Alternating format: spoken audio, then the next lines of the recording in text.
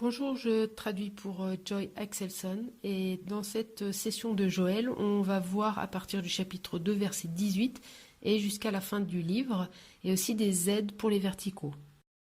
À partir de ce point de Joël 2, 18 et jusqu'à la fin du livre, on voit que l'auteur passe à la restauration. Malgré le fait que la nation du Juda ne mérite pas la bénédiction et la grâce de Dieu, mais on voit au verset 18 du chapitre 2 que Dieu commence à leur donner la bénédiction. Et la restauration qui viennent toutes les deux sous forme à la fois physique et spirituelle, sous la forme de promesses.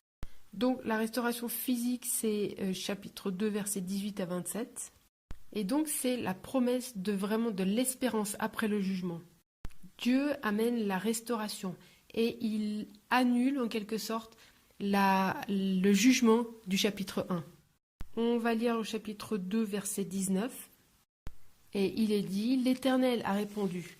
Il a dit à son peuple, me voici, je vous envoie le blé, le vin nouveau et l'huile, et vous en serez rassasiés, et je ne vous livrerai plus au déshonneur parmi les nations. Et là, il est dit, l'Éternel a répondu. Donc, c'est-à-dire que Dieu a répondu à la prière du peuple et des prêtres. Et donc, au travers de leur repentance, Dieu annule le jugement. Et ensuite, on voit toujours au verset 19 que Dieu dit « Je vous envoie ». Et donc, il accomplit sa promesse de renverser le jugement et de ramener la bénédiction. On a l'idée répétée de « Sois sans crainte » au verset 21 et 22. Et aussi « Soyez dans l'allégresse » au verset 21 et 23. Et ce passage s'adresse tout d'abord à la terre, au verset 21. Et au verset 22, ça parle des bêtes des champs, donc des animaux sauvages. Et au verset 23, ça parle des gens. Donc pourquoi cela? Pourquoi citer toutes ces personnes? En fait, Joël veut montrer que tout est affecté par le péché. Et ça veut dire tout ce qui est arrivé dans le chapitre 1, soit au travers des sauterelles ou soit au travers d'une armée selon votre interprétation, tout va être pleinement restauré. Tout ce qui était perdu avant va être renouvelé. Et tout ça, c'est par la compassion de Dieu. Et la restauration va venir au travers de la pluie. On voit ça au verset 25. « Je vous restituerai les années qu'ont dévoré la sauterelle, le grillon, le criquet et la chenille, ma grande armée que j'avais envoyée contre vous. » Et donc en Israël, il y avait 2 saisons de pluie. Il y avait la pluie d'octobre-novembre et puis la pluie de l'arrière-saison qui était en avril. Et la plupart du temps, s'il y avait une invasion de sauterelles, alors l'invasion s'arrêtait au moment où il y avait la pluie. Et au verset 27, il est dit « Vous reconnaîtrez que moi je suis au milieu d'Israël, moi l'Éternel votre Dieu, et qu'il n'y en a point d'autre. Et mon peuple ne sera plus jamais dans la honte. » Et donc ici, on a l'image de Dieu qui est leur Dieu et il demeure au milieu d'eux. Et ils redeviennent son peuple. On arrive ensuite à la restauration spirituelle qui commence au chapitre 3, verset 1 et va jusqu'à la fin du livre. Et là, on peut voir que c'est l'ère de l'Église parce qu'on voit dans Actes, chapitre 2, 17 à 21, que Pierre utilise ce passage.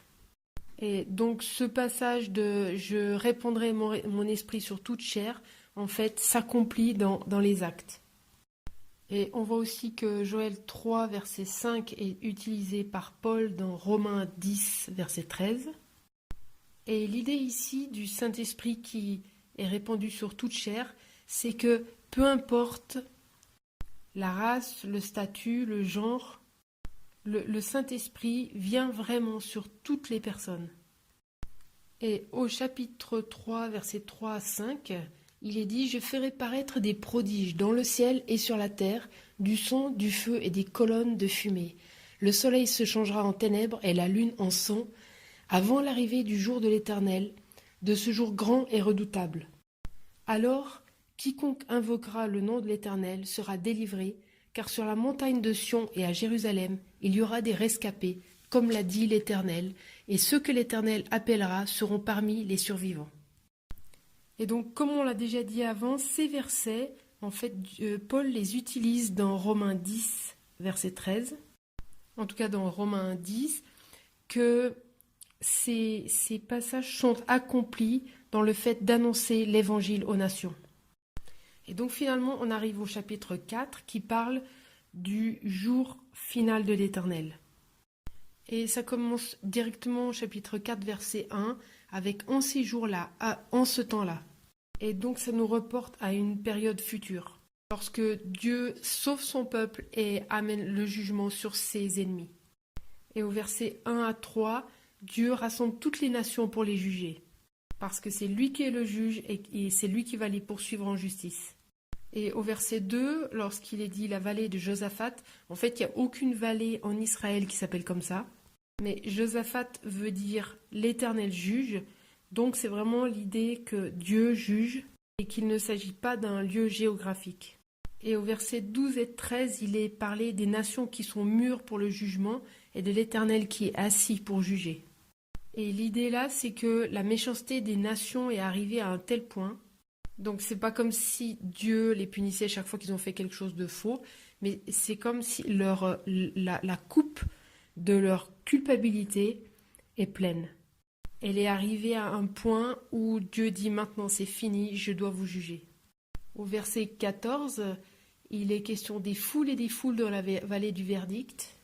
Et ici, ce terme de foule des foules, ça veut dire qu'il y en a trop pour qu'on puisse les compter. Et c'est Dieu qui va décider et pas les multitudes. Mais ces foules, ça représente en fait des multitudes de gens qui sont dans l'anxiété, la confusion et qui attendent le jugement de Dieu. Et c'est Dieu qui décide quel jugement ils vont recevoir. Et Dieu va exécuter son jugement sur eux. Mais le résultat final pour le peuple de Dieu, c'est qu'ils obtiennent la bénédiction et la sécurité. On voit au chapitre 4, les versets 17 et 21, qu'il y a cette idée répétée que Dieu demeure parmi son peuple. Et on voit aussi dans Apocalypse 21, verset 3, que Dieu demeure parmi son peuple et que le peuple de Dieu donc vit avec Dieu. Et aussi au chapitre 4, verset 18, on a cette idée des eaux qui coulent. En ce jour-là, le jus de raisin ruissellera des montagnes, le lait coulera des collines, les eaux couleront dans tous les torrents de Juda. Une source sortira aussi de la maison de l'Éternel et arrosera le vallon de Chittim. Et cette idée d'eau qui coule et d'une source, ça se trouve aussi dans d'autres livres prophétiques.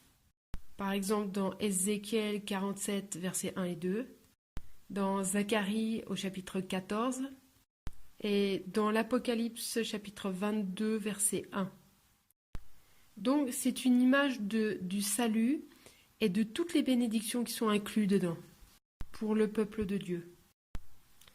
Donc Joël, en fait, c'est un exemple de prophétie télescopique où l'auteur parle de bénédictions immédiates qui vont avoir lieu dans un futur proche.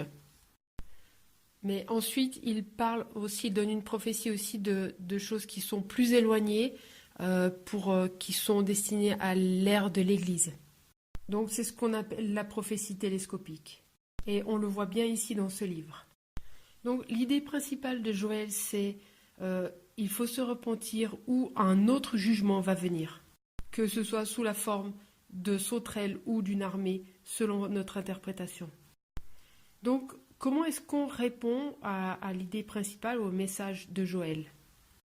On sait qu'on a reçu la bénédiction du salut, mais est-ce qu'on va la garder pour nous-mêmes ? Est-ce qu'on va rester à la maison en disant « Ah ben, on est sauvé et je garde ma bénédiction pour moi-même » ? Ou est-ce qu'on va regarder les gens autour de nous qui ne sont pas sauvés ? Est-ce qu'on va essayer de partager l'évangile avec d'autres personnes ? Il y a tellement d'églises aujourd'hui qui ne veulent plus parler de péché et de repentance, parce qu'elles ne veulent pas offenser les gens. Donc elles parlent seulement de la grâce et de l'amour et de l'acceptation de Dieu. Et bien sûr que c'est des choses très importantes, mais en réponse à la grâce de Dieu, on devrait voir à quel point on a besoin de repentance pour pouvoir recevoir cette compassion de Dieu. Donc notre réaction, ça devrait être de voir à quel point on est pécheur et qu'on a besoin de se repentir. Donc c'est l'idée que je voulais vous laisser avec ce livre. Merci. Ce livre. Merci.